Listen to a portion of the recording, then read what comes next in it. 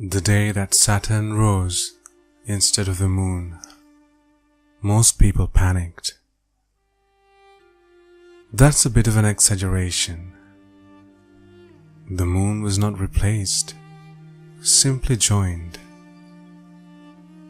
Saturn resided right beside it, great and glowing,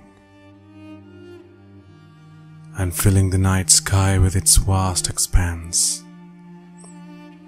It covers half the night sky, blinding the stars. However, the fact that people panicked is not exaggerated. Half the population believed that the end of the earth was coming, and the other half struggled to become saved in as many religions as possible. Me? I was not panicked. I was probably the only person who was not. But when you wake up every day believing you'll die, things like this doesn't seem to scare you so much. For me, the slowly approaching planet was another obstacle to face each day, another something to weep over. So I continued my life, watching people run in circles around me, trying to escape their doom. But the problem is, there is no way to escape an entire planet. How can you be so calm? They shouted around me. The world is ending. My world is always ending, I usually reply. And I almost began to feel love for the planet that approached our planet night by night. I thought maybe the rising ocean currents flooding the world were a thing of beauty. The melting ice and the shifting of the planet as the gravity tugged at it was like a transformation. I found myself out on my roof each night, hugging my knees close to my chest and staring at the great mass in the sky. It glowed purple, grey, white and rusty. The rings continued to circle around as usual, and if I squinted I could begin to make out asteroids flying past the Earth. The planet seemed so large and gentle and beautiful. It was hard to imagine it plowing into this world, destroying ages and ages of technology, memory and human life. It was almost enough to make you sad. Almost.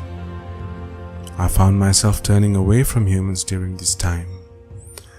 It was too painful to know that those frightened eyes you looked into would soon be specks of star floating through the universe.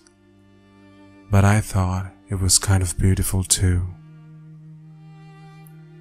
My parents, always thinking of the most optimistic approach, decided that we should live normal lives until we were struck down. I, of course, found it a bit strange to take that path. I was not personally afraid of the impact, but to sit there in the face of your death and live each day like it's your last seems courageous, I suppose. Despite their goal to live normally, I often found myself on the roof, staring at my murderer. The planet's rings rotated slowly as it crept down upon the Earth, merely a small rock in its path to destroy. Even normal gravity was beginning to feel a pull as the mass neared, and I had this strange sensation of floating a millimeter above the ground. Hugging my knees tighter, I stared into the planet, memorizing every dip and curve in its surface. The surface that would destroy me. Most of the time, from my spot on the roof, I could hear the thumping music from the parties of desperate teens insistent on getting the most out of their meaningless lives. Tonight, though, I heard nothing besides the soft cooing of sleepy birds in the trees and sad, soft music drifting from our old neighbor's house. The music would usually annoy me, the sappy kind of love songs that elderly people like to listen to. But tonight, it seemed strangely appropriate.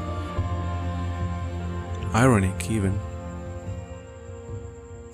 We were being chased by a great destroyer who would not think for a moment about crushing our planet into dust, and yet we still had the hope to listen to love songs.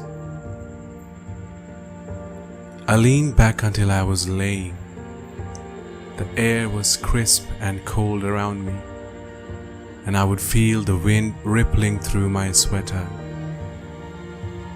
But my eyes were glued to the planet, taking up the entire sky.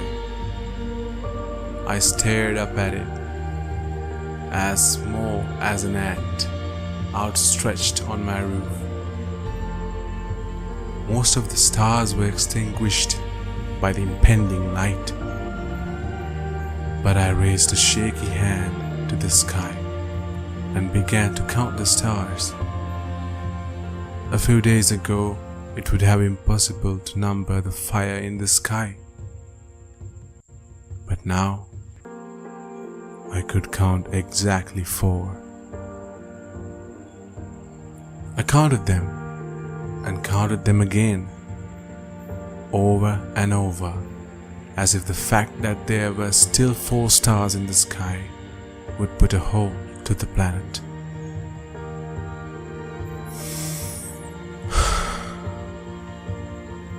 I sighed deeply, breathing the air that I had become so used to, living each day as if you were dying, ridden with anxiety. I had learned to find beauty in the sadness, and I could not deny that Saturn was beautiful.